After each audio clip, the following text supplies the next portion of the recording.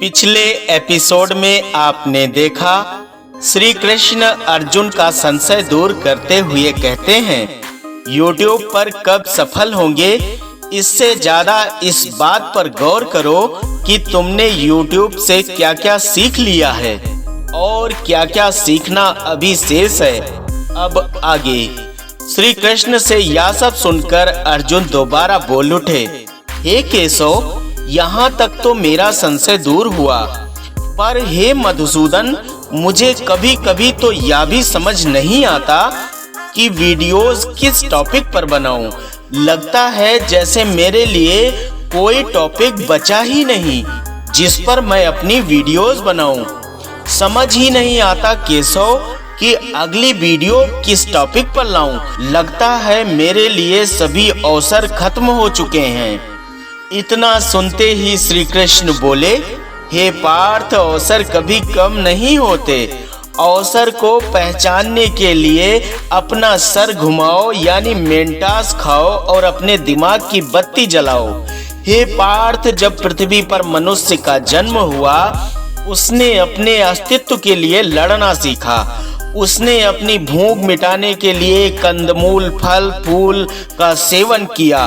परिवार बढ़े तो उसने खाली पड़ी जमीन पर खेती करना शुरू किया। जमीन कम पड़ी तो उसने बंजर जमीन को उपजाऊ बनाना शुरू किया। और परिवार बढ़े तो उसने बहुत से जंगल झाड़ियों को काट कर खेती करना शुरू किया।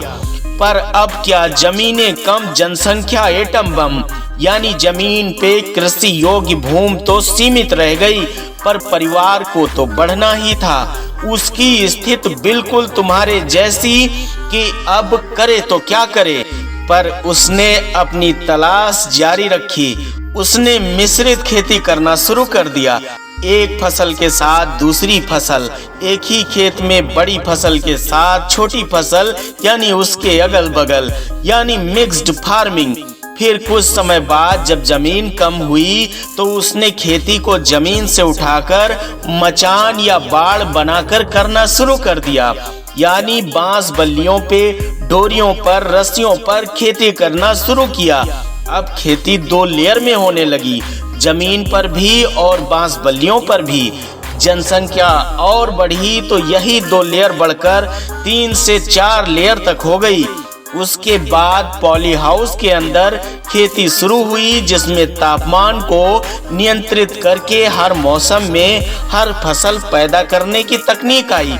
और तो और पॉली हाउस में खेती के साथ साथ आज खेती हाइड्रोपोनिक्स तकनीक तक पहुंच गई है, यानी फसलों को पाइप में बिना जमीन के भी पोषण देकर उगाया जा रहा है।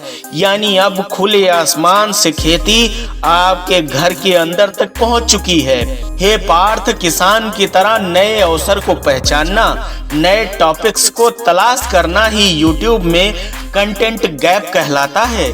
यानी उन टॉपिक्स को खोजना जिन पर बनी वीडियोस या तो पुरानी हो गई हैं, या तो उन टॉपिक्स पर अच्छी वीडियोस उपलब्ध नहीं हैं, या तो उन टॉपिक्स पर वीडियोस हैं ही नहीं, हैं तो बहुत कम हैं।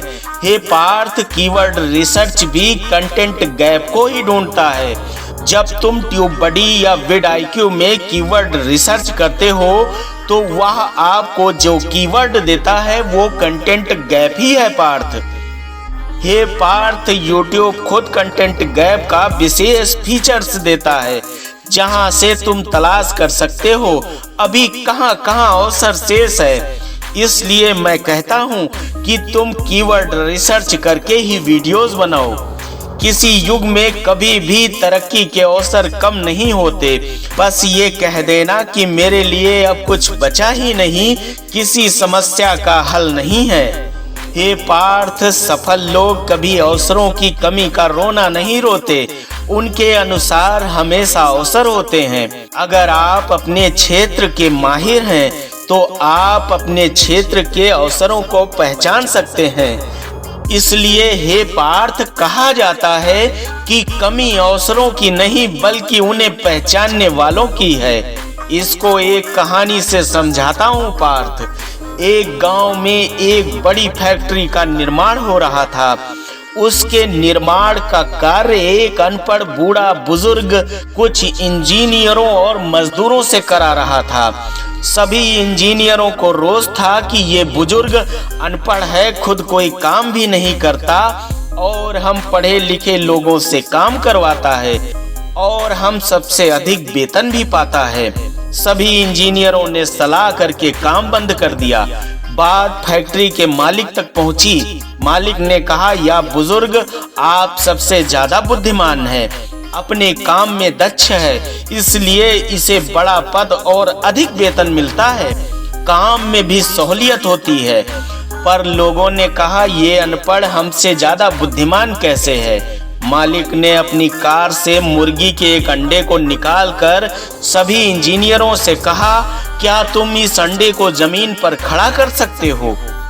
सभी ने हंसते हुए कहा, कभी मुर्गी का अंडा भी जमीन पर खड़ा हो सकता है क्या, या नहीं होगा, इट्स नॉट पॉसिबल। तब मालिक ने बुजुर्ग से कहा, मुर्गी का अंडा जमीन पर खड़ा करो। बुजुर्ग ने तुरंत जमीन पर धूल इकट्ठा की और मुर्गी का अंडा धूल के सहारे खड़ा कर दिया। इंजीनियरों ने कहा, आपने नहीं कहा था कि धूल का सहारा ले सकते हो, यह कोई आश्चर्य की बात नहीं है, सभी कर सकते हैं। इस पर मालिक ने कहा, अच्छा तो अभी इस अंडे के ऊपर दूसरा अंडा ही खड़ा करके दिखा दो। सभी इंजीनियर फिर एक दूसरे का मुंह ताकने लगे। सभी ने कहा, यह असंभव है। तब मालिक ने फिर बुजुर्ग से कहा कि मुर्गी के अंडे के ऊपर दूसरा अंडा खड़ा करो। थोड़ी देर सोचने के बाद बुजुर्ग ने अपनी उंगली से अंगूठी निकाली और पहले अंडे के ऊपर रख दी, फिर आराम से दूसरा अंडा भी उसके ऊपर खड़ा कर दिया। उसने अपनी योग्यता सिद्ध कर दी कि वह उन इंजीनियरों से ज्यादा बुद्धिमान है और ज्यादा वेतन पाने का भी हकदार है। कहने का मतलब है पार्थ की परिस्थितियां सभी को समान मिलती हैं। कोई अपनी अक्ल लगाकर अवसर को पहचानते हुए कार्य करता है और सफल हो जाता है। कोई अवसर ना उपलब्ध होने का रोना भी रोता रहता है। तो हेलो दोस्तों, उम्मीद है आपने टेक्निकल गीता के इस 7वें अध्याय से कुछ न कुछ बेहतर जरूर सीखा होगा। आप यह प्रसारण देख रहे थे आपके अपने चैनल टेक इन हिंदी पर। मिलते हैं टेक्निकल गीता के 8वें अध्याय के साथ एक नए एपिसोड में। तब तक के लिए जय श्री कृष्णा, राधे राधे।